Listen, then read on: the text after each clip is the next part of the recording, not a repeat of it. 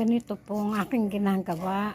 Kaya po ito ay mabubulaklak o at may mga umuusbong na bulaklak. Kahit hindi ko pa napuputol ang mga old flowers, lumalabas lang kanyang mga bulaklak. Ito po ang aking ginagamit, ang Ajinomoto. Ganyan lang, tak tak tak, Ajinomoto.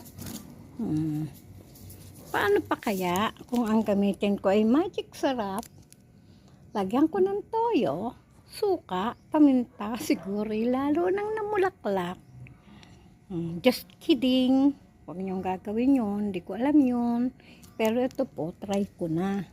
Itong Ajinomoto, talagang pampabulaklak ng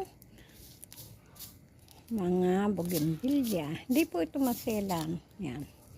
Pagka lagay ninyo ng betsin ay inyong didiligan. Didiligan nyo po pagka lagay ng betsin. Ito po naman, puro basura ang inilagay ko sa paso.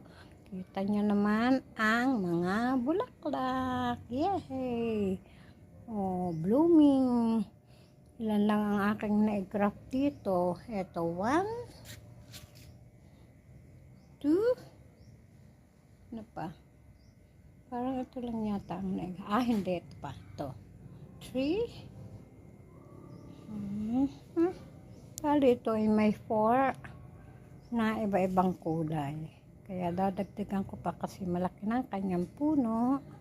Yan, ito, ganyan lang po. Tsaka yung mga basura ninyo, na mga left, o yung mga pinagbalatan ng,